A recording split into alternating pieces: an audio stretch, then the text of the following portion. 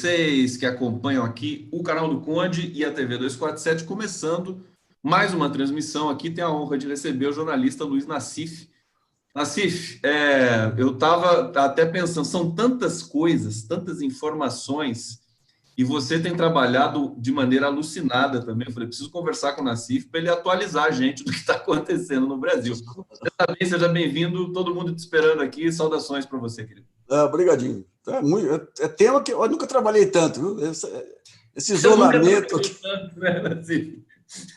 Nem na época da Folha, na época do dinheiro lá, da Isto é Dinheiro, você nunca trabalhou tanto na sua vida? Não, Isto é Dinheiro eu não trabalhei, né? Mas na Folha, eu sempre tive dinheiro vivo, né? Então, lá atrás. Então, isso me dava um trabalho. Mas a Folha era uma coluna por dia, então dá tempo de você. Quando você pega hoje, nesse ritmo aí, são 3, 4 e você não sai de casa. Então, muita coisa você tem que pegar em cima de bases de dados, né? Então, o que eu fiz foi montar uma base de dados em Excel aí para acompanhar Covid e tudo, e depois juntar os fatos aí em torno de outros temas aí, que nem Bolsonaro, Lava Jato. Lava Jato. Você está fazendo séries inteiras, né? A Lava Jato, o Sérgio Moro, você está com uma série. Nós já fizemos um conjunto de matérias aí, desde lá de trás, sobre aspectos não explicados da Lava Jato, né? Que é muita coisa, né? Então, nós temos lá atrás também o Tata Duran, você tem as ligações da Rosângela Moro com o Zucoloto, que é o melhor amigo,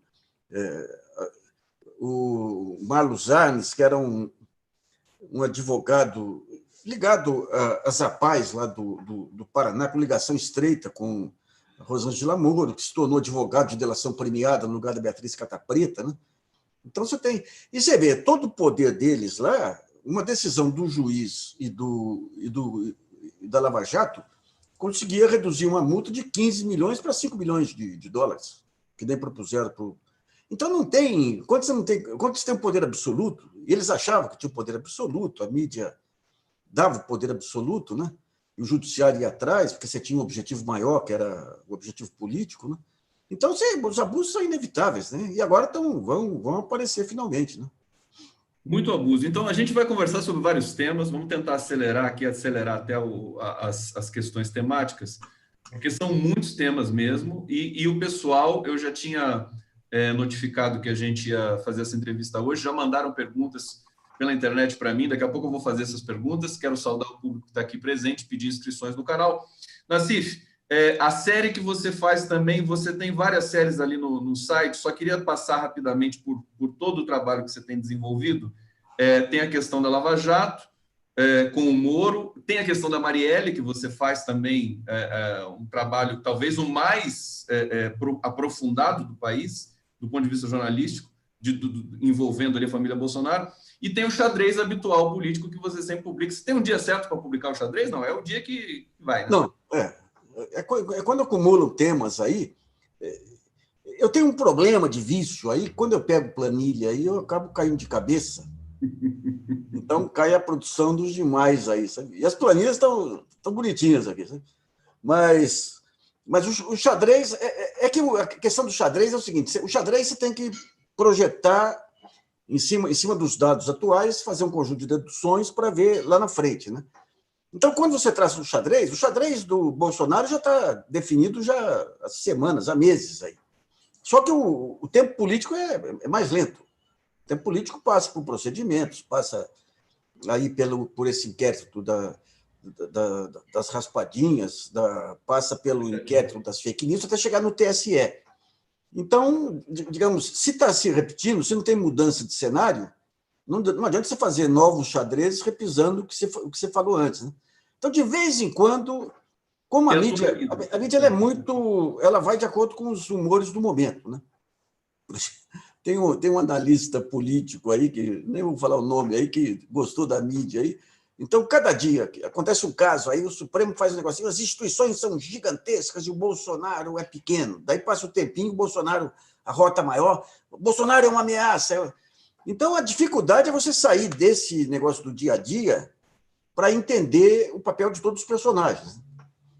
O Fernando Horta, o historiador, nosso amigo, daqui a pouco eu vou até fazer um programa com ele aqui também no canal, Ele disse que a análise de conjuntura hoje no Brasil, ela dura 1 hora. E assim, tá tão movediço tudo isso. Agora, existe uma visão mais global, né, que dá para a gente ter uma referência, que é o que você faz, eu acho. Vamos pegar os militares. O que você tinha durante muito tempo aí era a lenda dos 7 cegos e o elefante. Então, você pega o pessoal de Brasília lá, que pobre lá, conversava com um militar, ele vinha, não, os militares são isso. Aquilo que ele conversava com um militar. Daí o outro conversava com outro militar, o militar é aquilo. E, para você entender o poder militar, não é a opinião de cada militar individualmente, nem é a opinião em grupos. Não é a opinião de um cara, nem que seja do alto comando. Você tem que ter uma análise mais abrangente, ver o conjunto da instituição, como que reage. O cara pode estar descontente com o Supremo, com Alexandre Moraes, o Alexandre Moraes ter impedido a posse do delegado-geral da Polícia Federal, que ele abusou efetivamente. Mas naquele abuso dele, ele pagou para ver e o Bolsonaro não tinha carta na mão. Então, a partir disso, você percebe que você pode ter desagrado aqui ou ali, mas o poder militar está contido dentro dos limites da Constituição, da legalidade, etc. Tal, né? Você, inclusive, conversou, você tem suas fontes e tal, quando você Sim. publicou o artigo sobre o Mourão, de que se tinha uma ala dentro das Forças Armadas que poderia estar pensando na opção Mourão e tudo mais, né? Tem essas... Agora, eu acho que tem razão, quer dizer, a análise, em geral, tem sido muito psicologizante, né? Você escuta uma fonte, escuta outra, aí você junta a tua impressão, quer dizer, tem que ter uma análise histórica mais estrutural, né, Nancy? Isso. E nós temos dentro lá do GGN, a gente tem alguns pensadores lá bem interessantes, né? Tem o André Araújo, que conhece muito o meio militar, tem pessoal bem interessante lá. Mas agora o ponto central é o seguinte: você vai vendo, você vai medindo as reações de um lado, de outro, você percebe que o Bolsonaro está blefando, que ele não tem. Aliás, cá para nós, né? Porque as Forças Armadas, você tem o alto comando, é o pessoal. Outro dia trouxe o Manuel Domingos, aí, que é um baiano tremendo, um baita historiador. Baiano não, ele é cearense, morou na Bahia, e a tese dele foi em Paris, lá atrás, hoje deve ter mais de 70 anos, sobre a missão francesa lá atrás. Então, ele acompanhou toda a profissionalização das Forças Armadas. E ele trata o pessoal atual como o mesmo padrão dos IUPs aí, do setor público, que é aquela visão que veio dos anos 90, o cara internacionalizado, o cara que tem que ter contatos no exterior, tem que ter uma visão moderna. A visão moderna para eles, do ponto de vista econômico, não é mais projeto nacional, é ter acesso a armamentos. Como o Brasil não é autossuficiente em armamentos, depende dos Estados Unidos, então a posição pró-americana está ligada ao fornecimento de armamentos. É um conjunto enorme de pontos que você tem que pegar. Agora, veja bem, o xadrez, quando eu coloco, não é bem para opinião definitiva, é criar um template. Então, você pega quais são os pontos essenciais, você coloca as suas hipóteses. Então, isso dá margem aí ao questionamento. Essa hipótese aqui, eu acho que não é bem assim. Se não é bem assim, altera essa outra. Então, é mais um template de raciocínio, aí onde eu coloco as minhas opiniões, os meus palpites aí, mas fica aberto para quem quiser questionar, entender cada peça do jogo, né? Mas são palpites e prognósticos baseados nos fatos e nos enunciados que estão à disposição, né? É muito científico o que você faz. Eu acho isso muito legal. O xadrez é imprescindível, né? A gente fica sempre na expectativa do próximo xadrez, porque ele também é narrativo, né? Ele tem uma sequência, você vai atualizando. E tem um negócio que eu aprendi com o xadrez mesmo. Com o jogo, que eu também adoro. Com o Kasparov. O Kasparov falava... Você pode ter... Ele, no começo, ele duvidava que as máquinas pudessem vencer os homens. Mas ele falava depois o seguinte... que ele perdeu, ele deixou de duvidar. Você tem um conjunto de alternativas enormes aqui. Daí você percebe que aquela é a mais adequada. Daí o pessoal chama isso de intuição. Mas a intuição, você tem um conjunto de avaliações subjetivas e tudo, para você chegar àquela intuição. Eu lembro um dia que eu entrei num grupo lá, o Marcos Nobre, que lá atrás falava que a gente fala também, que o Bolsonaro queria dar um golpe.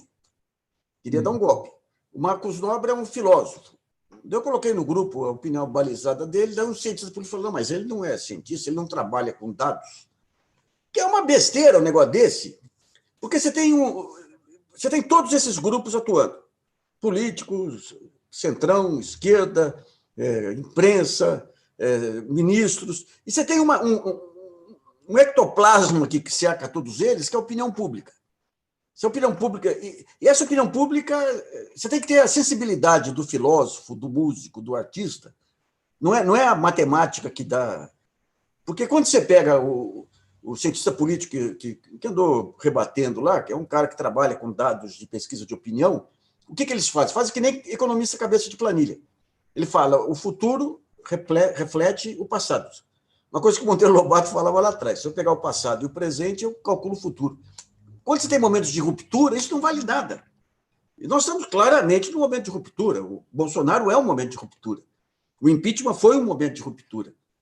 Então, esse cientista ele chegava na campanha eleitoral e falava, não, porque quando começar o horário gratuito, vai dar PSDB e PT. O Alckmin foi para 2%, para 3%. Por quê? Porque ele estava pegando o padrão histórico no momento que você não tem mais padrão histórico. A economia faz isso. Nós tivemos dois momentos na economia, que foi em 94 e agora, depois de 2016, a mesma coisa. Você tem uma mudança radical na economia. No caso, lá por uma explosão de juros no Plano Real, lá em 94, uma baita explosão de juros. E aqui o pacote Joaquim Levy lá. A economia está esfriando. Então, você tem que flexibilizar crédito e tudo para as empresas saírem do nível de capital de giro anterior e ir reduzindo gradativamente esse impacto. O que aconteceu em 1994 e com o Joaquim Levy? Você dá uma baita de uma trancada. Corta crédito, aumenta tarifas, faz um baita do angu. Então, quando você faz isso, você não permite a volta ao espaço anterior. A empresa, aquela que mais corria, bate na parede. E os fornecedores que vêm atrás, batem atrás, efeito engavetamento. Então, digamos, essa forma de conhecimento, de pegar o passado para projetar o futuro, sem analisar a situação de cada época, aí, que você tem esses cortes, acaba levando a cabeçadas mesmo. Né? Perfeito, Nassif. Eu acho que isso se aplica justamente ao jornalismo tradicional que vai usando esses modelos mais engessados, né, de análise e não entendem que você... Por isso que eu acho curioso que os sites progressistas, ditos progressistas, independentes, eles chegam muito antes naquilo que está acontecendo efetivamente na conjuntura, no cenário político, do que a imprensa tradicional. E depois eles correm atrás... E, inclusive, você até brincou esses dias que as pessoas citam o GGN, mas não dão crédito também, né? Aí você tem outro problema que afeta muito a imprensa brasileira, especificamente, é que você teve, de muitos anos para cá, você teve historicamente, né? É um direcionamento, porque as empresas são ferramentas políticas e de negócios. Então, você não tem que nem, por exemplo, o New York Times, ou mesmo os jornais franceses, lá se começa a atropelar. Você tem um pacto entre o jornalista e a empresa. O pacto é o fato. O fato é intocável, a notícia é intocável. Você não pode...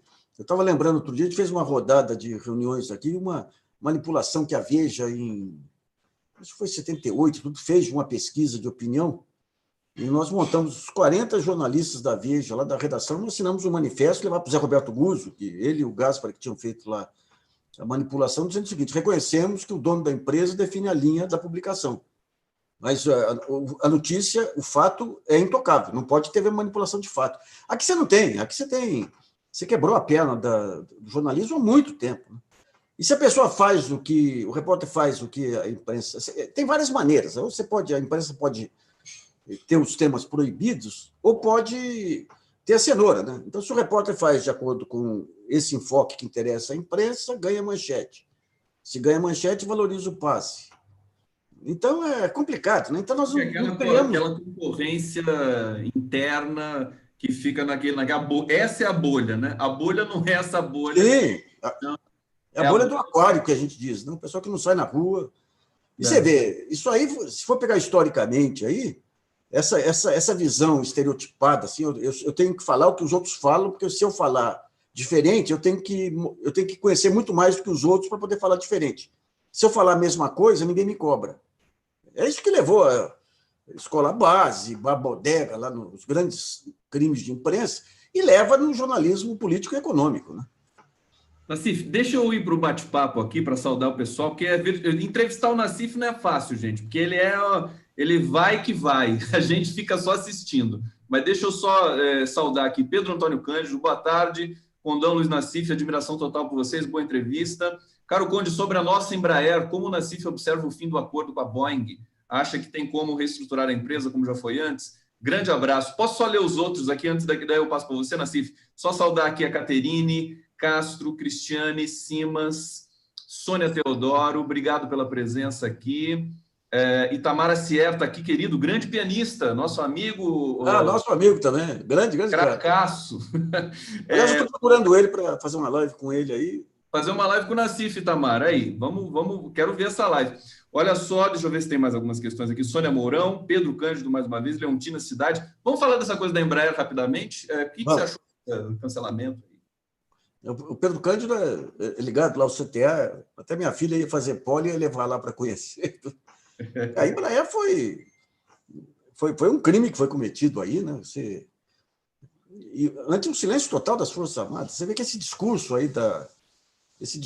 da padrão Globo News aí, desse neoliberalismo imbecil, eles assimilaram aquilo. Então, você tem todo um trabalho de gerações. A Embraer é um produto nacional, é uma coisa que vem lá do CTA, vem dos brigadeiros lá atrás, que montaram toda uma estrutura de ensino, pesquisa.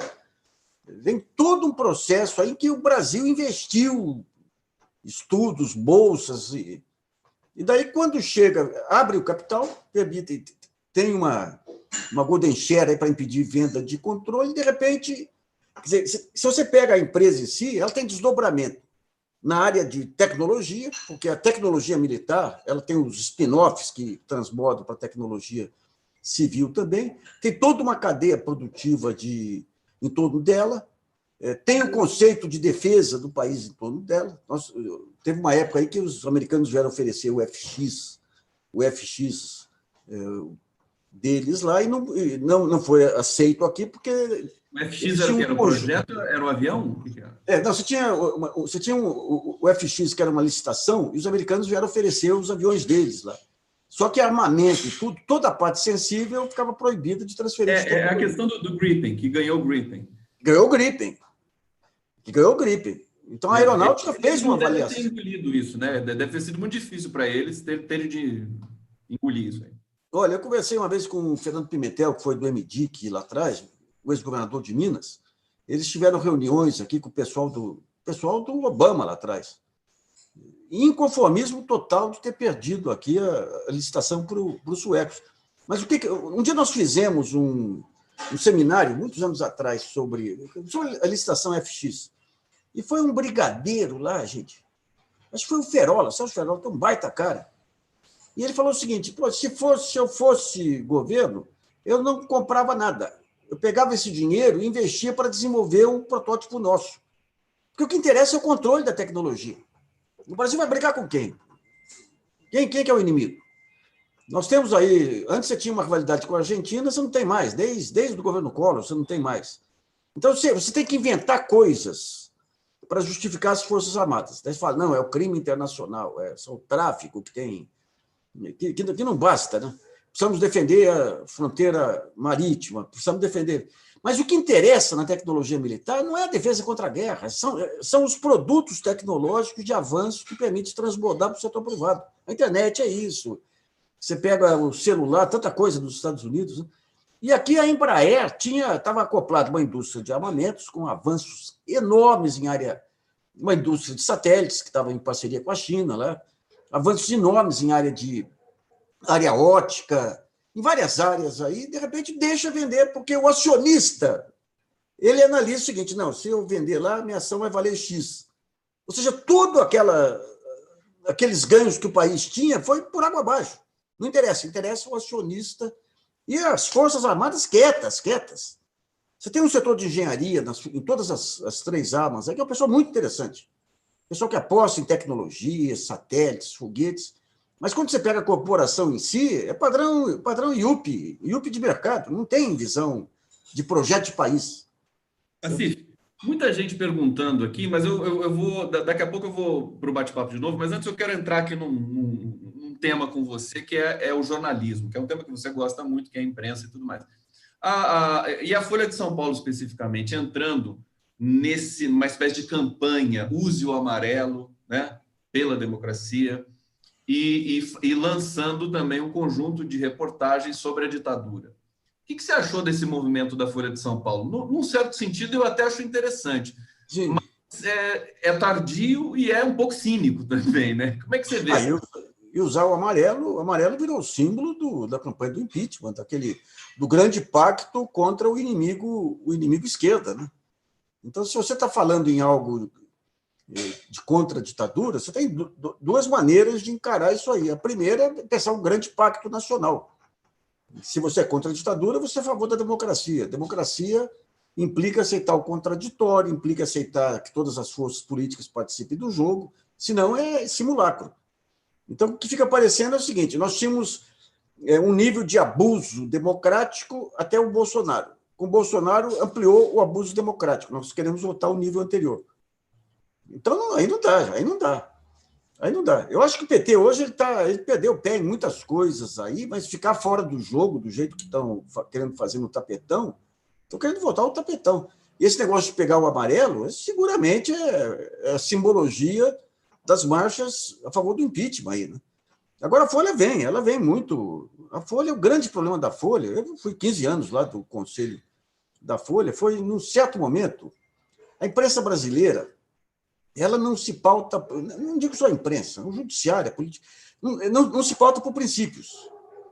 Você vai em outros lugares, você é uma grande imprensa, o New York Times, o Financial Times, eles têm princípios. Você pode concordar ou discordar, mas eles têm princípios. Os ventos vêm para cá, vão para lá, eles ficam com princípios. Eventualmente fazem umas manipulações que nem fizeram com as armas químicas lá do Iraque, né? Mas tem princípios. Aqui não tem. Aqui eles são procíclicos. Então, se a onda agora é punitivista, por exemplo, você pega a campanha do impeachment do Collor, quando começou a imprensa descobrir o seu poder. Todo mundo que queria punitivismo, da escola base, da todos aqueles crimes de imprensa dos anos 80. Agora, a onda é ser bonzinho, é ser humanista. Daí vem para o humanismo. Daí vem a onda Bolsonaro, a onda do ódio que vem com a campanha de 2005 para cá, aquela campanha de ódio, de manipulação, de fake news, vamos tudo para fake news. Então, a Folha, o grande problema da Folha foi ter esquecido que ela se transformou na grande coalizão de centro-esquerda nos anos 90, depois da ditadura, e ter embarcado em 2005, 2006 para ir atrás da Veja. Né? O Otávio se encantou com a direita que surgia aí, uma direita combater o politicamente correto. E você vê, esse combate ao politicamente correto está na raiz aí de todo esse ódio. Não, você defender negro é politicamente correto, para de me patrulhar. Verdade. Esse mesmo jogo. Então, agora tenta se recuperar de uma selvageria que nem o Bolsonaro, vai fazer uma... Você vê, o negócio da dita branda do Otávio, foi na conversa dele. Matou pouca gente aqui. Matou pouca gente porque não incluíram negros. Agora, também, olhando, índios. inclusive, o que acontece hoje com a notificação da Covid, quando eu vejo, inclusive na Comissão da Verdade, 434 brasileiros mortos pela ditadura e desaparecidos, quer dizer, é muito pouco. Você vê, a Argentina são 30 mil, o Chile são 40 mil desaparecidos. Evidentemente, ficou muito subnotificado. Sim. Eu tenho a melhor fonte aí do tema aí, que é aqui em casa, né? Como é que é? A minha esposa é a Eugênia Gonzaga, que presidiu a Comissão dos Votos Desaparecidos, e foi a primeira que entrou com as ações contra a ditadura. Ontem nós fizemos uma live longa aqui para ela contar como que o Supremo agiu, como a imprensa agiu, né? Então, digamos, esse pacto, o Jobim, Sepúlveda Pertence, fizeram um pacto com os militares para não levantar essa questão. Pacto em nome de quem? O Jobim fez o pacto na Constituinte, fez o pacto com o Sarney e fez o pacto com o Lula. Tá, em nome de quem? Quem deu essa autorização? E agora a Folha tem que sair correndo atrás do prejuízo, mostrar o que foi a ditadura para poder convencer a opinião pública de que a ditadura matava pessoas, permitia que bandidos se tornassem heróis. E não eram, era uma parte dos militares, mas eles, enquanto eles não varrerem esse lixo para fora aí, dos Brilhante Ustra e tudo, e você vê, esse silêncio vergonhoso do pós-ditadura que permitiu um cara que nem o Bolsonaro, ligado aos milicianos, que eram ligados aos porões da ditadura, se tornar presidente. Né? E agora eles estão assustados, né? Agora agora assusta. Um pouco assustado com isso. Mas, Nassif, o Bolsonaro ele deu uma desacelerada, muita gente dizendo que ele foi domesticado aí nas últimas semanas, talvez nos últimos 10 dias, depois da prisão do Queiroz, né? Alguém disse para ele, fica quieto, enfim, ele foi inaugurar o São Francisco lá, colocou o dedo para cima, aquela coisa meio ridícula que você viu, tudo mais. Eu queria saber de você, quer dizer, o que está acontecendo? Ele vai se controlar agora? Vamos até aguentar o Bolsonaro? Não. Ele sentiu a hemorroida como... Ele sentiu hemorroida. Foi esse negócio, ele blefava de um lado, agora, nunca mais. É um falastrão, Tudo bravata, né? Tudo bravata. E daí veio o céu... Bravata é aquela coisa do Goebbels, né? Você deixa o cara bravatear, uma hora vira sério o negócio. Isso.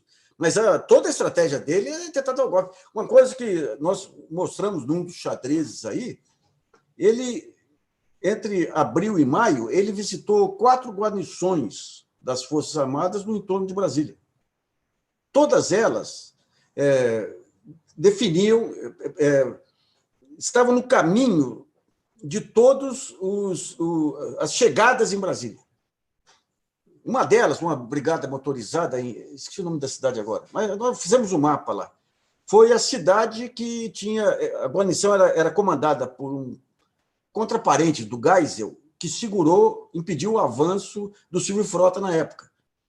Então, e todas essas visitas dele para guarnições militares, para quê? É evidente que ele estava tentando ver o sentimento lá para preparar um golpe e esse pessoal impedir a reação de outras divisões contra o golpe. Mas não conseguiu. Mas é evidente que o objetivo dele, e é mais que isso, né? Isso já foi explicitado pelo Eduardo Bolsonaro, pelo Olavo, o modelo deles é a Venezuela. O negócio deles é o seguinte, quem tem que defender o regime, primeiro, são os cidadãos armados, e segundo, os militares que nós trazemos para trabalhar no governo. Então, o movimento mais perigoso hoje aqui não são nem as bravatas do Bolsonaro, mas esse aparelhamento da máquina pública pelos militares. Esse que é o ponto, né? Porque daí o cara costuma, tem uma renda melhor, pode colocar a esposa aqui, a filha ali. São pessoas que a vida de caserna costuma com um padrão médio de vida, e, de repente, vê uma condição de subir o padrão. Se você for pegar lá atrás o AI-5 e outros, foi isso aí. Vem o Castelo, não, vamos fazer uma abertura, uma eleição daqui 2 anos. Daí os militares passam a ser chamados para os salões aqui, são procurados por empresários para resolver um caso aqui, uma burocracia ali. Daí eles acabam empoderando, digamos, essa influência, e daí não adianta, nem autocomando. Agora, ele fracassou nisso, né? Acho que a gente já percebeu isso, né? Ele não conseguiu, por razões... Tem uns 2.500 pessoas militares hoje no governo, né, que entrou. O Tribunal de Contas, outro dia, pediu... Mas você vê, daí entram os outros poderes, né? O Tribunal de Contas fez um levantamento lá, arrasador, sobre a maneira como os militares do Pazuello lá desmontaram todo o equipamento da saúde. Né? E você tem uma coisa, Conde, que se você for pegar a melhor área pública que nós temos, de longe, os melhores homens públicos que nós temos, homens e mulheres, tá? As melhores instituições que nós temos são na área de saúde. O Brasil é estado da arte, né? Apesar de sempre cortarem recursos. Então, você pega essa área, que é a área mais nobre, você pega o governo Lula. O que funcionava lá? Saúde, melhor. A saúde e os programas sociais. É onde o Brasil é campeão.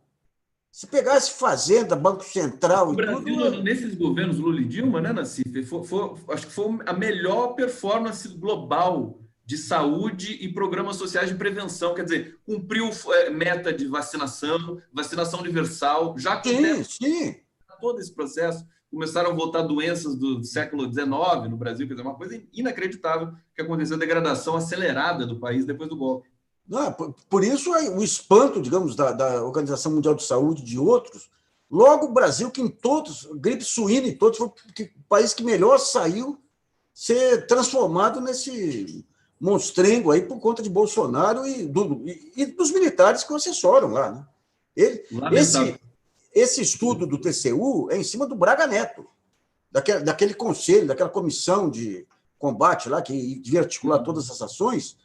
A avaliação foi em cima do Braga Neto, um blefe. Você está dizendo um blefe do TCU? Não, um blefe do Braga Neto. O Braga Neto é um blefe como gestor. Agora, o que eu quero te perguntar é o seguinte, o TCU, então, demonstrando alguma independência nesse momento. O TCU ele ganhou... Nós vamos pagar caro lá na frente, né? Lá na frente. O TCU ganhou um poder exagerado em todo esse período, passou a ter uma militância política e está querendo firmar o seu poder. Hoje é uma boa causa, amanhã vai custar. O Nassif, conversar com o Nassif, gente, vocês não têm noção, é muita informação. Nassif, vou fazer um bate-bola com você dos comentários aqui, você responde rapidinho para a gente poder acelerar aqui. Alguns não são perguntas, alguns são só comentários. Marisete Ferreira, Luiz Nassif é ótimo. Vera Bocaiúva, melhor performance global, deve estar se referindo à questão da saúde no Brasil. Zé Luiz Maia, grande contrabaixista, filho do Luizão Maia, Nassif. Estando em jogo vidas humanas, a frente ampla é plausível? Essa eu vou perguntar para você na sequência e a gente vai estender um pouco mais. Segura aí, deixa eu só ver aqui outras questões aqui para você, Nassif. Segundinho aqui, Karpov, Kasparov, anos 80, Marcos V, falando do xadrez aqui, que eu também sou. Eu sou louco por xadrez, viu, Nassif? Você está jogando xadrez ainda, não? Não. Joga? Não. Não? Como assim não? Eu joguei lá atrás. Agora você tem Vamos jogar uma partida online um dia aí, poxa. Vamos, mas esses joguinhos de xadrez hoje são covardes, eles não dão chance pra gente mais. Viu? Olha só. M. Carvalho, usar amarelo nem pensar. Minha camisa vermelha jamais será amarela. Está dizendo aqui. Deixa eu ver se tem aqui. Tinha pergunta para você. E o escândalo da Lava Jato, Nassif, vai realmente ser desmascarado? Calma que o Nassif já vai falar da Lava Jato. Deixa eu ver. Nassif sabe alguma coisa sobre os 39 quilos de cocaína do grupo do presidente? Vamos para a frente ampla aqui que o Zé Luiz lançou para a gente. Eu ia te perguntar exatamente isso. E a frente ampla? Esses direitos já 70%, estamos juntos, Fernando Henrique, chamaram até o Moro para participar e teve gente que ameaçou sair se o Moro entrar e o Lula não entrou. Como é que você está vendo essa história da frente ampla aí no Brasil? A sociedade civil organizada é um saco, às vezes. Viu? Aqui em São Paulo, a gente brincava muito. Aí, cada vez que você tinha um endurecimento qualquer, a sociedade civil organizada se reunia no Tuca, pegava um avião, ia em Brasília, fazia um manifesto e voltava. Né? Você tem... Como um momento você tem todo mundo querendo a queda do Bolsonaro, é importante, são importantes as manifestações, os egos ficam satisfeitos, como você é bonzinho, como você é solidário, aquela sua aprovação ao golpe, aí agora você está regenerado, porque você... Veja bem, uma frente ampla. Eu acho que a queda do Bolsonaro tem que ser o ponto central. Tem que ser o ponto central. O Fernando Henrique, quando mostra complacência com o Bolsonaro, ele mostra complacência porque ainda não tem, do lado dele, não tem um candidato competitivo. Agora, uma frente ampla, para ser honesta, você tem que ser, que nem o Pacto de Moncloa, colocar todo mundo em volta e assinar uma trégua. Então, quando você vê a frente ampla, por exemplo, a maneira como a mídia interpreta, como o Fernando Henrique não representa mais nada, mas, digamos, como ele ecoa. É uma frente ampla para derrubar o Bolsonaro e voltar às reformas, que significa alijar sindicatos, alijar... Por outro lado, você vai ter que ter... Você tem problemas que existem, por exemplo, a questão da previdência dos estados, tem um conjunto de problemas. Você tem a questão do sindicalismo, que vai ter que ser revisto, porque a carteira de trabalho hoje deixou de ser central. Agora, você só consegue ter à frente se tiver honestidade. Então é o seguinte, pessoal, vamos discutir as reformas, mas todo mundo na mesa. Todo mundo na mesa. Quando você pega a economia americana, os grandes economistas dizem que o maior problema que os Estados Unidos está enfrentando é que no momento que você tem novas tecnologias que destroem o emprego, destroem o trabalho, você enfraqueceu os sindicatos. Então, os sindicatos são centrais para poder fazer o contraponto. mesmo que não seja a posição vitoriosa. Sem o contraponto, você vai ter uma destruição generalizada de emprego, de trabalho. E generalizando isso, você vê o que nós estamos pagando aí com o aumento da miséria, queda de mercado de consumo, dificuldade de recuperação da economia. Então, não são apenas os pobres que são afetados, os empregos. Aqueles que só pensam utilitariamente em economia têm que entender que esse movimento de pauperização, de miséria, impede o outro movimento, que é da expansão da economia. Então, esse pacto tem que ser em torno de princípios claros, que nem houve um pouco em relação ao Itamar. O Itamar entrou, não tinha pretensões depois do mandato tampão dele, todo mundo cercou e falou, vamos apostar aqui na normalidade democrática. Né? Mas o que a gente vê agora nessa frente contra Bolsonaro, alguns é simplesmente assinar, né? Só contra o Bolsonaro, e quem não é? Só os fanáticos aí pelo Bolsonaro. Né? A outra é articular a frente, que é diferente de um mero movimento aí para levantar egos, aí, mostrar que os caras são bonzinhos, solidários, a favor do bem, da verdade. Então, a Frente Ampla faz parte, né? É cultural da nossa da sociedade brasileira, uma coisa meio de marca, você mostra a sua marca ali, eles competem entre si, né? Não, estamos juntos a 70%. Em qual você está? Você tem uma briga interna para ver quem tem a Frente Ampla mais representativa. É um pouco engraçado também, né? Sim. Mas não é o fundamental, digamos, é quando os acordos entram no campo dos partidos políticos e das forças efetivas. Né? Isso não está ocorrendo. Você pega o Ciro, que é um cara bem articulado aí, ele trata o PT como bandido. Não dá.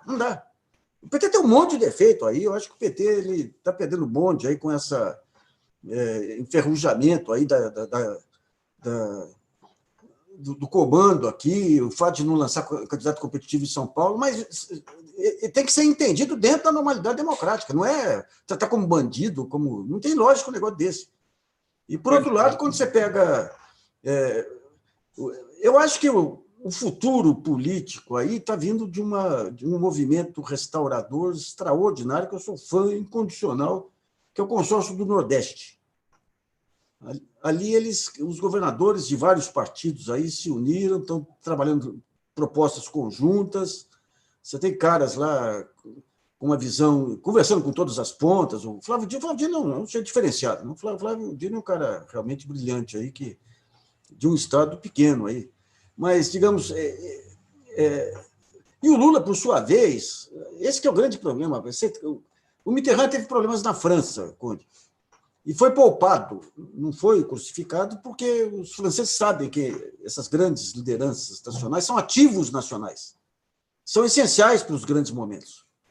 Eu lembro quando começou o mensalão, que a PGR e o Joaquim Barbosa estavam num clima de golpe, efetivamente, que Collor, Itamar, Sarney saíram dando entrevistas em nome da normalidade democrática. O único que ficou fora, obviamente, é Fernando Henrique. E o Lula seria o grande ator aí para negociação. O Lula é um negociador, você sabe disso.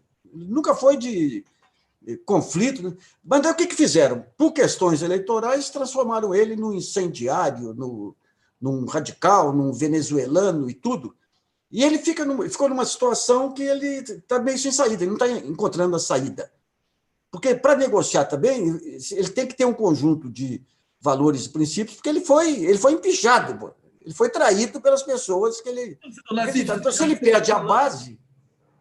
Desculpa, mas você está falando, acho que o ponto mais central que nós temos hoje no país. O Lula saiu da prisão, depois de cumprir esses 580 dias de prisão política, e todo mundo esperava, acho que ele articulasse, digamos assim, não uma frente ampla, mas, enfim, a negociação para tirar o país desse lodaçal que a gente entrou, ainda mais... Agora, a pandemia também muda um pouco isso, mas acho que você tocou nesse ponto, quer dizer, o Lula ele continua exercendo a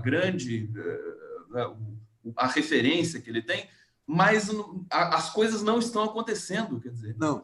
Você teve um caso semelhante, que foi a volta do Getúlio ao poder, que ele também não tinha mais o conjunto de circunstâncias do período anterior. O Getúlio também era um cara que conciliava os poderes aí de todos os lados. Aí, quando ele voltou em 50, o jogo era outro, já tinha a polarização por conta do Partido Trabalhista e tudo, então ele não tinha mais esse espaço. E a radicalização com a campanha do Mar de Lamas lá. O Lula, o que fizeram? Colocaram ele como um radical. O Lula, hoje, a resistência que se tem a ele é uma das coisas mais irracionais. Outro dia saiu uma pesquisa, quem é o maior culpado pela crise do Brasil? Que o Lula, que deixou o país com níveis recordes de crescimento. Então, ele fica numa situação que é o seguinte, ele, por ser negociador, ele abriu espaço para ser... Fez uma má escolha com a Dilma, efetivamente. A Dilma tem inúmeros valores aí, mas não era realmente a presidente que se esperava aí, né? Mas, então, se ele compõe de novo, ele perde a base. A base fala, vamos entrar de novo nessa, depois de ter passado a perna na gente. Então, ele tem que fazer um discurso para a base, para segurar a base. Fazendo um discurso para a base, tem a exploração dessa imagem de radical que a imprensa vendeu nesse período todo, né? Então, e ele não está conseguindo sair dessa armadilha, que é muito difícil, né? Essa é a grande perda que o Brasil teve. Aí vem aquela questão que você colocou. A ruptura estilhaçou tudo. Isso. Até essa lógica histórica de um Lula negociador foi estilhaçada também. Esse foi o grande prejuízo. Enfim, fica no ar aquela questão. Quer dizer, eu acho que o Brasil... você falou do consórcio Nordeste, e eu tenho prestado atenção nos movimentos aí, por exemplo, nós teremos uma greve, acho que depois de amanhã, dos entregadores de aplicativo. Você tem os metroviários também de São Paulo. Eu acho que os trabalhadores, acho que toda essa situação econômica que o Brasil está passando, em função da pandemia, em função da incompetência desse governo também, eu acho que vai gerar acho que tudo isso, de uma certa maneira, que a gente conhece, PT, os governos democráticos, tudo isso vai para o passado e a gente vai ter de ter alguma coisa nova no lugar. Eu não sei o que você pensa sobre isso. Além da uberização, você vai ter milhares de pequenos empresários que vão estar jogados na rua aí, com essa incompetência do Paulo Guedes aí. Hoje, uma matéria rápida na Folha de São Paulo, assim, o que mais se vê em São Paulo é placas de aluga-se e acho que pessoas de máscara passando na rua. Uma coisa assim. Não, o que o Paulo Guedes fez aí foi um crime maior, igual ao que do Bolsonaro em relação à saúde, né? Então, você vai ter toda essa massa de empresários desiludidos, você vai ter os desempregados aí que vão ter uma dificuldade enorme, você vai ter a continuação da pauperização, e você vê a hipocrisia desse pessoal. Eles falam da Dilma com os incentivos fiscais que arrebentaram a solidez fiscal do Brasil e a Previdência. Daí eles fazem uma legislação de estímulo à informalidade que tem um impacto muito maior sobre a Previdência, né? Então, digamos, e daí o que surge desse novo Brasil que você está colocando aí? Surge a possibilidade de um salvador da pátria. O salvador pode ser um Roosevelt, pode ser um Hitler. Esse que é o ponto. Não vai ser Bolsonaro, que é um imbecil, né? Mas você abre espaço aí para toda sorte de... É por isso que esse pacto nacional tinha que ter um pacto honesto. Mas você vê, outro dia eu entrevistei o Gilmar Mendes. O Gilmar, nós estamos num pacto. Lá atrás brigamos muito, ele me processou 3 vezes, e eu era muito crítico em relação a ele me atacou muitas vezes. Tudo bem, entramos num pacto tácito aí pela democracia. Daí você entrevista ele, os valores democráticos, ótimos. Daí quando você entra na pauta econômica, todos são a favor da renda básica, mas não são a favor de você criar bases de defesa trabalhista. Você tem que refazer. Não é a antiga legislação trabalhista, por conta de uberização, tem que entrar outra no lugar. O Roberto Campos e o Bulhões lá atrás, quando acabaram com a estabilidade de emprego que existia, colocaram a CLT no lugar, com fundo de garantia, mantendo 13º, dando multa para demissão imotivada, esse negócio todo. Esse pessoal não. E é um negócio que vem do Temer. Então, esse negócio desse desmonte, das reformas que eles falam, as reformas é uma maneira de você erradicar a Constituição. Eu perguntei para o Gilmar, falei, mas tem um princípio constitucional que não vai haver nenhum recuo em direitos. Ele falou, mas a questão trabalhista agora, com o Uber, é mais um motivo para você ter redes de segurança. Ué. O sujeito é sozinho, essa crise mostrou. Vem uma crise dessa, ele não tem um amparo de um plano de saúde, de uma previdência, de uma carteira de trabalho, não tem nada, tem que ter algo no lugar. E se só vai ter algo no lugar moderno, se sentar todas as pontas e discutir à luz do que está acontecendo. As centrais sindicais lá mostrando que, abrindo mão de um conjunto de ganhos que eles têm hoje com o modelo trabalhista, o setor empresarial entendendo que tem que ter uma base de rede social para esse pessoal, mas eles só falam em renda básica, porque a renda básica não pega movimento organizado. A Dilma tinha disso também. A Dilma era a favor de... Tem que ser feito mesmo, dar um foco, digamos, naqueles que são os desorganizados, que são os mais vulneráveis, mas sem a participação dos movimentos. E a coisa mais dinâmica que você tem no Brasil hoje, o maior sinal de uma sociedade evoluída no Brasil, são os movimentos sociais. A coisa mais difícil que tem, quando esse pessoal não se dá conta. No país, ele evolui quando você tem aquelas redes sociais, seja de pequenas empresas, seja de grandes empresas. Nós avançamos, num certo momento, com as conferências nacionais, nós avançamos nesse sentido. Eu lembro um trabalho que foi feito no âmbito da Confederação Nacional da Indústria, de grandes empresas levando inovação e qualidade para pequenas empresas. As conferências de educação, as conferências de assistência social. E, hoje em dia, você tem uma pessoa aqui que é... Como é que chama essa do Movimento Sem Teto aqui, Eugênia? A Carmen?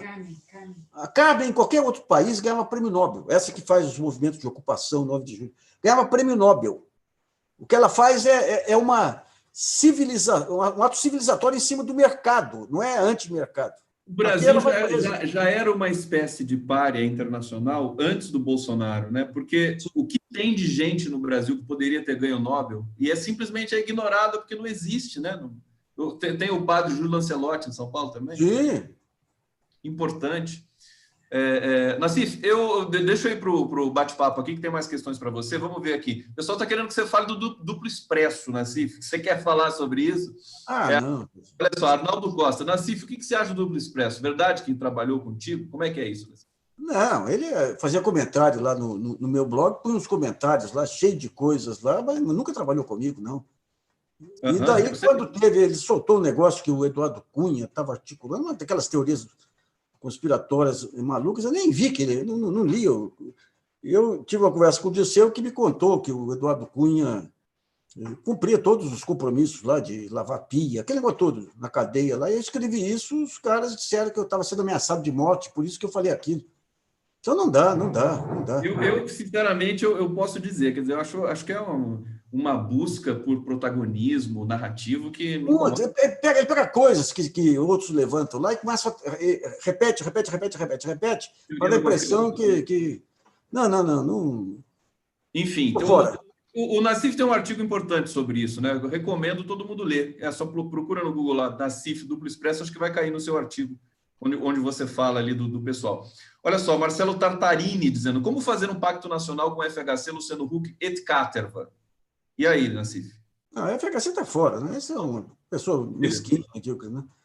O Huck, ele não é nada, mas ele representa um grupo aí que colocaram o Paulo Artung para dar uma afeição social para ele, né? Mas eu acho que tem que sentar, sim, tem que sentar com todos eles aí, mas desde que haja honestidade de propósitos, né? Então, eles não podem... Agora, Você acha que tem comparação desse momento quase direta já, como a Folha de São Paulo está tentando fazer, esse movimento direito já? Veja bem, a direta já, você tinha grandes homens públicos que faziam esse meio campo, né? Que era Ulisses, Tancredo, Tales Ramalho, né? Que faziam o meio campo. Hoje você não tem essas figuras. Você não tem. Você tem...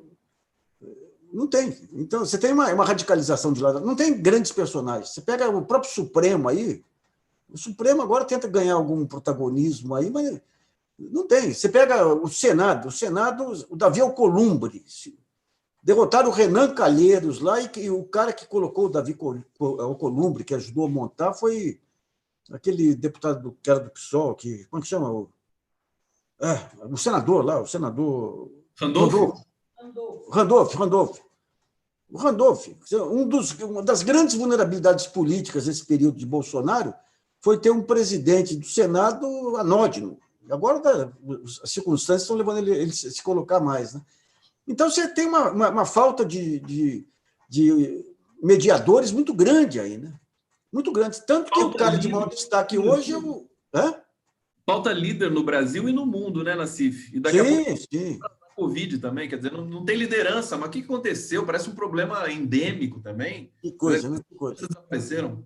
Eu acho que o que tem em comum com tudo isso aí são dois fenômenos, né? Um é a crise de 2008, que acabou com aquelas promessas do neoliberalismo, né? Se fizer isso, se fizer lição de casa, se acabar com o Estado social, todo mundo ganha. Aquilo lá acabou com a crença na economia como algo distante do meio social e econômico, capaz de fazer milagres, né? E o segundo foram as redes sociais desorganizando o sistema de opinião e de informação, né? Então, a partir daí, você tem todo um jogo aí, né? Você tem esse submundo empresarial, indústria de armas, cassinos, pôquer, tráfico, todos eles aí aprendendo a trabalhar com as novas redes sociais e bancando os governos, os grupos de ultradireita que surgem em todo mundo, no Brasil, inclusive, né? Você pega Bolsonaro, aí foi a indústria de armas, a indústria de cassinos, por trás do Steve Bannon estava toda essa barra pesada, aquele pessoal que, dentro da normalidade democrática, não tinha espaço, porque a regulação impedia esses abusos. Então, eles apostam nisso. E o Brasil não tem. É uma geração terrível. Um empobrecimento. Deixa eu vir aqui. Quando a gente acertou esse papo aqui, ontem eu abri um link no meu Facebook e falei para as pessoas adoram você aqui, junto nas minhas redes, enfim, estamos todos no mesmo barco. E eles fizeram algumas perguntas para você. Eu vou ler a pergunta da Daniela Burlamac Silbert. Ela está perguntando o seguinte para você, assim, os militares e o apego ao poder, se eles vieram para ficar na marra por mais 20 anos, ou se podemos esperar que eles garantirão eleições limpas? Eu acho que até agora, pelos últimos dados todos aí, aparentemente eles não vão interferir. Agora, tudo isso começou com um blefe do general Vilas Boas, né? O general Vilas Boas, ele, um fim de vida aí que depõe contra a biografia dele, nem sei qual que era a biografia dele, né? Mas aquela ameaça que ele faz ao Supremo para impedir a candidatura do Lula, aceita pelo Supremo que o Supremo fez esse jogo, né? Nós estamos agora confiando no Supremo, apoiando o Supremo, tudo, mas o papel do Supremo foi ignóbil, né? Todo esse período aí, a maneira como ele atuou politicamente, fingindo que atuava tecnicamente, né? Então foi uma questão, uma luta de classe mesmo, clássica. Uma luta de classes clássica, né? Nassif, vamos entrar no tema Paulo Rangel. Você fez uma live sobre o Paulo Rangel, que é o juiz lá do Rio, que deixou o Flávio Bolsonaro na segunda instância, né? E você tem todo um histórico aí do Paulo Rangel, e eu queria saber, junto com isso, da Lava Jato. O que está acontecendo com a Lava Jato agora, essa disputa do Aras aí, essa coisa que os integrantes da PGR pediram para sair. Como é que você está vendo? E você costuma dizer que a Lava Jato é o maior escândalo da história jurídica do país. Fala para a gente. O Paulo Rangel é o típico personagem, é um Barroso, o Fachin piorado, né? O cara que ele vai pelos ventos aí da... Então, se os ventos são garantistas, ele vira garantista, né? Então, ele era o sujeito que fazia, quando ele tentou se candidatar ao Supremo com a Dilma. Procurou lá o ministro da Justiça, procurou deputados, procurou a Dilma, levou os seus livros e fazia um discurso garantista. O ódio de todo mundo, eles querem que o Ministério Público, a Polícia Federal atue, mas contra os outros, não contra eles. Foi um discurso garantista de toda a ordem. Daí perdeu a indicação para o Fachin, que era um garantista também. Quando os ventos viraram, ele virou também. E daí, nesse período, entra a fase Lava Jato. No impeachment, principalmente. A Lava Jato se transforma em grande bandeira, né? Ele e o amigo dele lá, o Bretas, Marcelo Bretas e tudo, então passam a enaltecer a Lava Jato. E ele montou um instituto para palestras com o nome dele, Paulo Rangel, um instituto de seminários e tudo aí, que ele fez um evento sobre a Lava Jato e foi o Deltan Dallagnol lá palestrar, e na volta o Deltan conversa com o Roberto Pozzobon, num dos diálogos captados lá pela Intercept, em que ele fala assim, não precisa montar um instituto que nem o Instituto do Paulo lá, que diz que é sem fins lucrativos, mas o que ele faz é ele ganha os honorários através do pagamento de palestras. Aquela ideia da fundação do Instituto de Palestras do Dallagnol, ele pegou desse Paulo. E daí o Paulo ele se aproxima da Adriana Anselmo lá atrás para virar desembargador. A Adriana Anselmo, a mulher, né, do Sérgio Cabral, uma advogada que passa da palpite em tudo quanto é indicação de ministros, foi uma das madrinhas aí do Luiz Fux, inclusive, no Supremo Tribunal Federal, quando o Fux tinha... o Cabral tinha mais acesso ao Lula, né? Então, ela indica o Paulo Rangel. E o Paulo Rangel, no discurso de posse, ele fala: eu fui até uma alta autoridade dizendo que eu queria ser desembargador, eles falaram: quem te apoia? Eu falei: é Deus. Ele falou: não, Deus não tem voto aqui, procure outro. Daí Deus deu um sinal para ele e alguém indicou para ele falar com a Adriana Anselmo. Esse é o jeito. Né? De Deus para Adriana Anselmo. E daí ele tem livros. Quando o Bolsonaro falava que era contra o foro especial, ele ficou contra o foro especial, daí passou a frequentar estande de tiro ao lado do Bretas, mostrando... E daí fez discurso dizendo que menos Estado e mais armas, tudo o discurso bolsonarista. Né? E o mês passado ele foi flagrado por ter comprado participação numa corretora de seguros do sujeito que é o maior lavador de dinheiro dos esquemas de saúde do Rio de Janeiro, do Mário Peixoto, Leandro alguma coisa lá. Ele comprou a parte do Leandro. Daí eu entrei no site dessa corretora de seguros aí, não tem nada lá, não tem nada. E esse Leandro tinha um conjunto de empresas para lavar dinheiro dos esquemas, do Iabas, lá do Rio e tudo. Né? Agora, esse caso dele está no Conselho Nacional de Justiça, aí, e ele vota contra tudo que ele escreveu, para devolver o foro especial para o Flávio Bolsonaro, e vota para anular todas as provas recolhidas do inquérito. Sem limite, né? Sem limite. Agora, essas indicações, você sabe que eu fui condenado a R$20 mil no Rio de Janeiro por ter injuriado o Eduardo Cunha. O Eduardo Cunha. 20 mil. Ele preso já. E o desembargador disse que eu equiparei o Eduardo Cunha a sonegador. Eu até brinco, falei: o sonegador que tinha que me processar, e não o Eduardo Cunha, porque o crime de sonegação é muito menor do que os crimes do Eduardo Cunha. Né? E a Lava Jato não entrou. Se pega a Adriana Anselmo aí, todas as vinculações da Adriana Anselmo, o Sérgio Cabral falando em denunciar judiciário, a Lava Jato não fez nada, blindou, por uma questão estratégica deles, aí, mas blindou todos os tribunais superiores. E focaram no Supremo Tribunal Federal e no Gilmar, porque o Gilmar atrapalhava. E daí você tem toda essa investigação que está ocorrendo hoje com a Lava Jato, que não vem de perseguições de Bolsonaro, coisa nenhuma, vem das investigações que estão sendo feitas no Rio de Janeiro, pela Lava Jato Rio de Janeiro, que é um pessoal mais sério. Você tem lá o doleiro dos doleiros, que era o Dario Messer, muito maior que Alberto Youssef, tudo. Ele foi poupado desde do Banestado, foi poupado. Ninguém entendia por quê, foi poupado.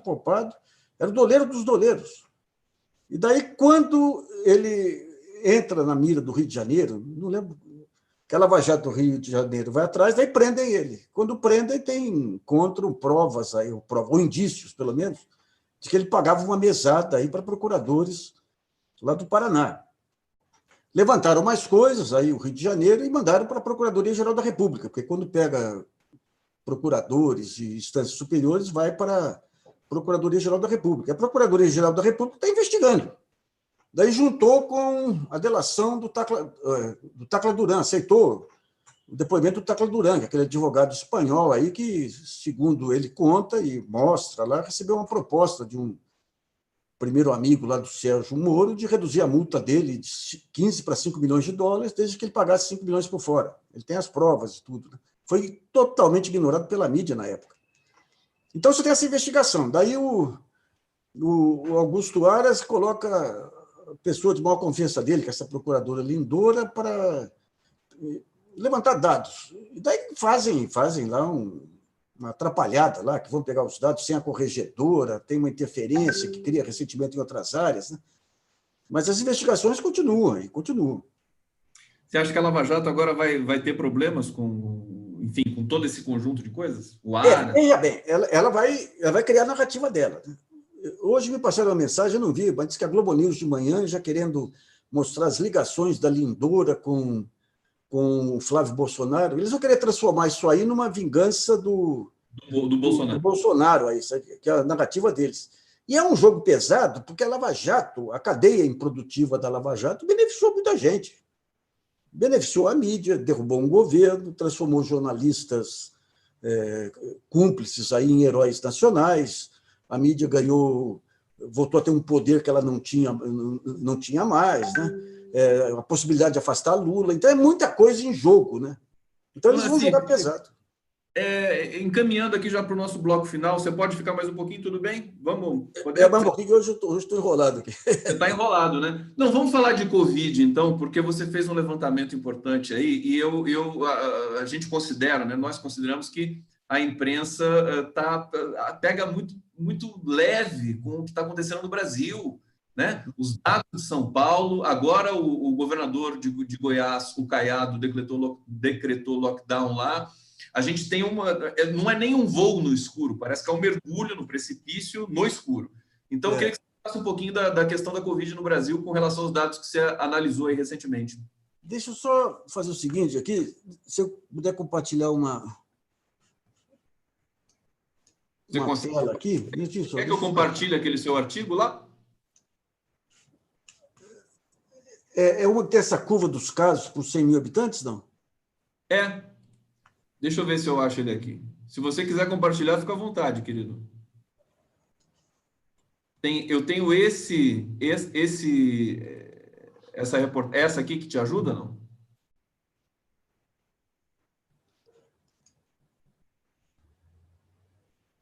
Você vê?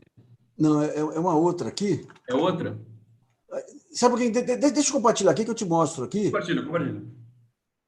Que é essa curva aqui. Você lembra que quando saíram os dados do Brasil, o país que mais morre, o Pazuello e outros falaram, não, é que tem mais habitantes aqui, então... Essa curva aqui, está dando para ver aí, não? Perfeito. Essa curva mostra a média diária semanal por 100 mil habitantes. Então, com isso, você iguala todas as populações aí. Quando você pega... Eu peguei aqui 5 países, Itália, Estados Unidos, Alemanha, Espanha e Brasil. Quando você pega os países que estão saltando, quem que é? Estados Unidos, do Trump, Brasil, do Bolsonaro. Não é coincidência. Todos os demais países, olha aqui, ó, em termos per capita, o único que teve um nível do Brasil foi a Espanha, mas caiu rapidamente. O Brasil continua subindo. Então, isso aí é... Quando você pega São Paulo, eu tracei outro dia um pouquinho antes, não sei se eu cheguei a publicar, ficou pendente aí quando começou a entrevista. No caso de São Paulo, você tem das 19 regiões... Não, aqui não, eles têm... Deixa eu pegar aqui no outro computador. Eles têm as regiões de saúde. Não vou achar agora, não. Mas se pegar as regiões de saúde aqui, você tem todas elas praticamente em alta. Daí você fala, mas não está sendo feito um trabalho melhor aqui do que em outros estados? Está sendo feito. Mas daí você tem o ponto central, que é o isolamento, a figura do presidente da República, com a influência que o presidente da República tem, boicotando o isolamento. Você tem o Paulo Guedes boicotando totalmente aí o apoio aos pequenos empresários e às pessoas sem renda. E, de uma certa maneira, o Bruno Covas e o Dória também, quer dizer, eles afrouxaram também isso. Afrouxaram, foi uma loucura também. Aceitaram a pressão. A gente via aqui os indicadores de São Paulo aqui, do mesmo jeito, subindo em todos os campos. Deixa eu ver aqui. São Paulo subindo da mesma maneira, sabe? Olha, aqui, ó, deixa eu pegar aqui mais um. Isso aqui são 4 regiões de São Paulo, aqui, ó. O Aquífero Guarani, acho que é Santos aí. Esse Horizonte Verde, que eu nem sei o que é, 3 Colinas, Alta Sorocabana. É um crescimento extraordinário aqui, né? Aqui, não, aqui são eles ainda. Isso aqui são os aumentos em 30 dias. Nos últimos 30 dias, né? Olha, você tem aqui, Novo Horizonte, um aumento de 1.290%. Você pega a região metropolitana de Campinas, um aumento de 480%. Ou seja, você multiplicou por 5 vezes, em um mês, o número de casos aí registrados, né? Aqui o nível de ocupação dos leitos de São Paulo tem se mantido mais ou menos. Isso aqui é o balanço. Não, isso aqui é o balanço. Aqui, ó, aqui embaixo. Ó. Você tem 60 regiões, você tem duas divisões de regiões de saúde de São Paulo. Mas quando você pega, são 60 regiões, você teve um aumento na média semanal diário de novos casos em 47 regiões e queda em 13. Quando você pega novos óbitos, você tem aumento só em 10 regiões e queda em 13 regiões, estabilização em 32 regiões. Mas o ponto central é o seguinte, os óbitos vêm depois dos casos. Se aumenta os casos, em seguida aumenta os óbitos. Então, é de se esperar para os próximos dias aí um aumento Parece que não tem ninguém trabalhando nos governos, nem no federal e nem nos estaduais. Quer dizer, você, o jornalista, fazendo os gráficos, fazendo os indicadores, e os especialistas aí que estão nos cargos de liderança nesse momento, realmente está um desastre muito grande no Brasil. A gente não sabe onde vai parar isso, né, Nassif? É um momento trágico, é um momento trágico. Daí eles montam comitês científicos, pega o Zema lá, o Zema, é que não vou achar aqui a curva de Minas. A curva de Minas é vergonhosa. Porque o Zema falava, aqui não tem caso, aqui não tem caso. De repente dá uma explosão. Daí começam a aparecer casos assim, aquele encontro de contas, né? E daí você tem os hospitais com os leitos, 100% de ocupação. Você chegou a ver como é que está o Nordeste? Você chegou a dar uma espiada lá para ver se... Tenho. Deixa eu achar aqui. O Nordeste, você tem o Maranhão, que estava ainda... Painel dos estados aqui. Você pega aqui, Alagoas, a curva começando a cair, né? Mas você vê, aí também é difícil, porque o Amazonas começou a cair a curva. Mas por quê? Porque está todo mundo contaminado lá, né? O Ceará começa a cair um pouquinho, ainda em alta, a Bahia, mais ou menos, Distrito Federal em alta, Espírito Santo em alta, Goiás em alta. Você ainda vai publicar um estudo, você vai preparar esses dados todos que você tá mexendo aí depois para publicar no GGN? Eu tenho publicado aos poucos. Aí eu estou conversando com o pessoal para a gente jogar numa plataforma de BI aí para ficar mais nítido. Eles estão trabalhando nisso aí, mas está um pouco lento aí, sabe? Mas a minha ideia é colocar numa plataforma maior aí, porque é tudo em Excel. Então, você surge o dado, você tem que copiar os gráficos. Offline. É muito demorado, eu não tenho braço para tanto, né? Aliás, talvez eu proponha a gente fazer um pool aí também da imprensa independente aí para divulgação. Eu acho que devia fazer, viu? Porque para a gente ter um pouco mais de discretização e de aprofundamento desses dados que a imprensa tradicional não está fazendo. Eles estão fazendo seletivamente, né? Parece Olha, que o Brasil é maravilhoso. O que dá para tirar de... O que dá para tirar de informação, de leitura de todos esses aqui é uma coisa fantástica, viu? Deixa eu pegar aqui. É muita informação que está disponível, você tem que saber trabalhar a informação. Sabe? Então, em cima dessas informações, vamos ver se dá certo esse pool aí, porque daí a gente disponibiliza os gráficos e cada qual faz a sua leitura aí, sabe? Cada qual faz a sua leitura aí. Eu acho que devia ter o covidômetro lá em Florianópolis, parece que eles fizeram lá o covidômetro, mas não tinha o impostômetro, que fica... Tem que ter o covidômetro no Brasil. É impressionante. A gente está. Vamos falar sobre isso depois. De repente, eu te ajudo a fazer essa ponte aí com todos os veículos para fazer uma publicação coletiva. Nassif, eu não quero tomar muito seu tempo, porque eu sei que você é ocupado demais. Você faz muita coisa aí no site. Eu quero te agradecer imensamente. Queria falar de chorinho, falar de outras coisas, mas fica para outra vez. Já tinha até separado um vídeo teu aqui tocando, saudades do Bar do Alemão, você tocava o chorinho lá e tal. A gente prepara isso para uma próxima. E, enfim, muito obrigado, o público aqui super feliz de te ver no canal. E eu passo para você se despedir aqui de todo mundo. Então tá, Conte. Um abraço a você aí. Temos muito em comum, além do blog, a música e tudo. Um abraço aos seus leitores aí. E hoje à noite nós estamos lá na TV GGN também, a partir da... Não, hoje vai ser às 19h30, que eu vou participar de um debate aí com o PSB. Nós vamos fazer um pool aí também. Então, um grande abraço para vocês. Live no final da noite, né? Também, né? Às 8h a gente faz, na TV GGN. 8 horas. Hoje que vai antecipar um pouquinho. Luiz Nassif, obrigado, querido. Beijo. Abração. Até mais. Encerrando aqui, daqui a pouco a gente volta com o Fernando Horta aqui às 17 horas. Valeu, gente.